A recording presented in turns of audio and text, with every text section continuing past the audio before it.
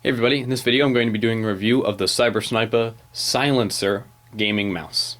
Now, I've been using this mouse for quite some time now. I wanted to get a really wide angle of experience with it before I actually reviewed it, because this mouse, it's a 5000 DPI gaming mouse, which is an enormous amount of DPI. And just about any gamer you talk to, except for the wannabes, can really tell you that 5000 DPI is pretty much not needed. Unless you've got a 32-inch TV or some ridiculous crap. But the mouse itself has quite a few buttons on it. There's, of course, the left and right, which are very easy response buttons, which you can press all the way back to right about here and they'll still work. So really anywhere you apply pressure, they'll click. The middle mouse clicks down like just about every mouse does. It also clicks to the left and to the right.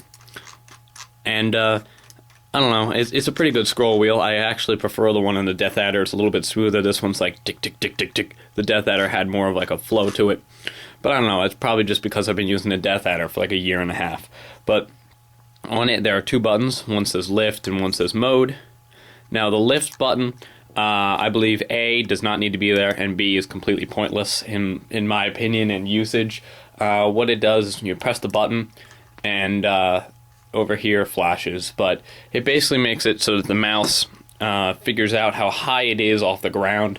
That way, if you move the mouse to the right and then pick it up and put it back down, in the act of picking it up or in the act of putting it back down, it won't register as much, so the mouse cursor won't jump all over the place, which could be helpful, but generally that really doesn't fall into play much about, incredibly precise stuff like that, unless you're doing graphics designing or something like that, at which point you would just let go, pick up, put down, click again.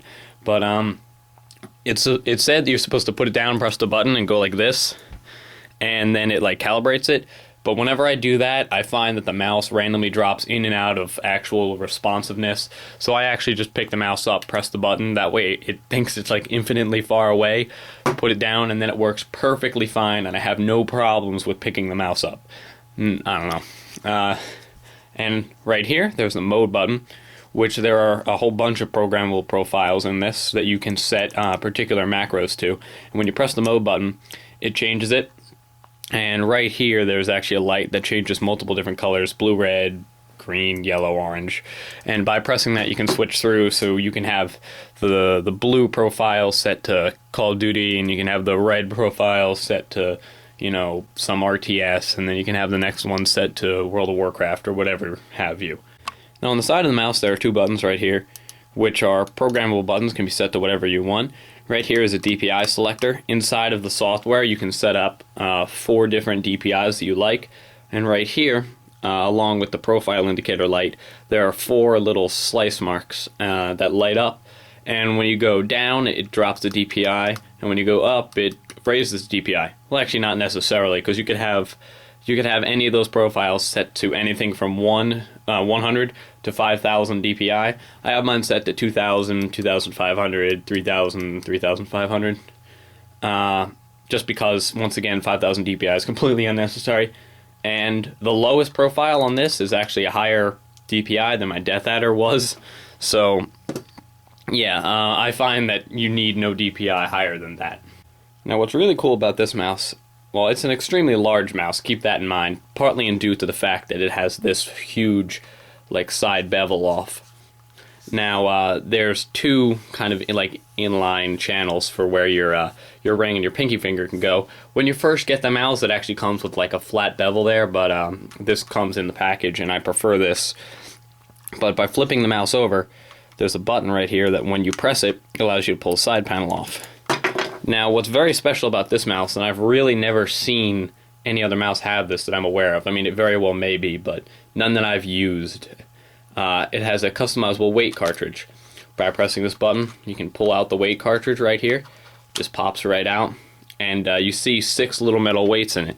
When you buy the mouse, there's no weight in it, and it comes with a little disc with these in them, and you can add as much or as little as you want. And they're just little, I believe it's 1.8 or 2 grams a piece, and you can adjust the weight however you like. And they don't rattle or anything, they're all held very securely in place. And this is very good for customizing the weight of the mouse, because when it comes empty, it weighs a little bit less than the Death Adder, and when it's full, it weighs a little bit more than the Death Adder. If you've ever used a Death Adder, this makes sense to you, and if you haven't, I apologize, but I'll get into the specific weight of the mouse later. Now, as for the cable on it, it has a relatively short cable. It's only a 6-foot cable, which in my situation, I could not get it to the back of my computer. I would really suggest that Cyber Snipa should have longer cables. It is a gold-plated USB, so it basically makes it so that there's the best chance of getting good connectivity. But the cable is really short. I mean, I can wrap the entire cable right there in 2 loops. It's good for if your computer is right next to you, but if it's not, then you're going to have troubles with it, and you're going to need to purchase or use a USB extender. Now, as I said earlier, this is a 5000 DPI mouse, but of course you can change that from 100 to 5000 DPI. It has a report rate of 1000 Hertz, which is also known as refresh rate. Its frame rate is 7200 frames per second, which is pretty damn good. Its maximum acceleration is 20G, which means like if you move it like this way, it knows things like that. The max tracking is 65 IPS. Is an adjustable weight of 4.9 grams. There you go. The little metal things in the cartridges are 4.9 grams. It has 4-way scrolling, and this is a. Let me get the box here. All right, so on the box, right here, it says 9 programmable buttons with 7 profiles. But if we look at the back of the box, it says 10 unique programmable buttons with 5 profiles. So I'm not entirely sure what Cyber Snipa wants to say they have, but I believe it's actually 9 or 7 profiles. I believe what's on the inside of the cover is correct from my experience. I believe there's 7 profiles, so yeah. Now, take a quick look at the box here, because something that's important about gaming is everything needs to look pretty, including the box you buy things in. The box looks very good. It's very similar to, once again, comparing it to the Death Adder. It's much like Razer's packaging, and on the back of it, it's got all sorts of information about all sorts of different stuff in like 16 different languages. But on the front of it, it gives you a little bit better picture of the mouse when it's actually lit up here. So if we zoom in on that, you'll see right here, as well as on the back, there is a red LED that glows. Now, on their website, they describe it as customizable lighting, and saying that you're allowed to change the colors of the LEDs. Now, these are always on and always red, and they pulse red.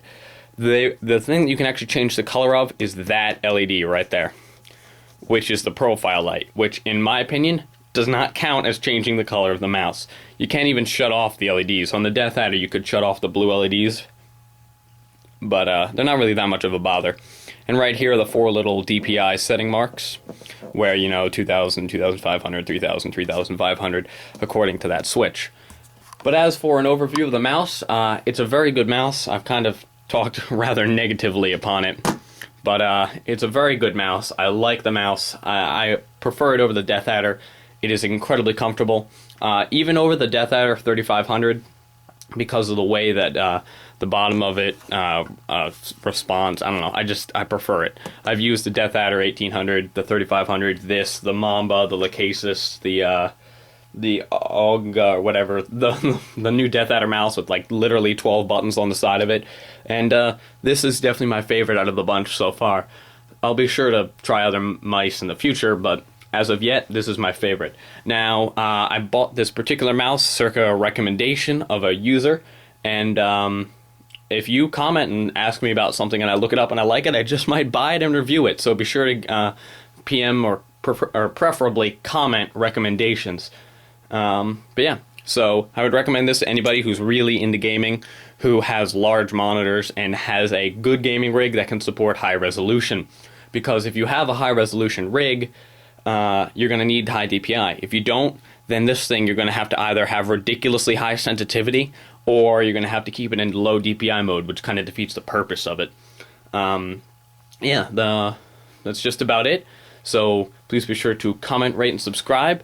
Click right here, right there, to check out my vlog. There are micro reviews, as I like to call them, where like when this mouse first came out, I did a 2 or 3 minute like overview of it on my channel just about a month ago now, maybe like 3 weeks or so. So if you want to get like a head start on any technology I get, or see my friends and I do random shenanigans, click there. But otherwise, that's just about it. So thank you everybody, and I will see you all later.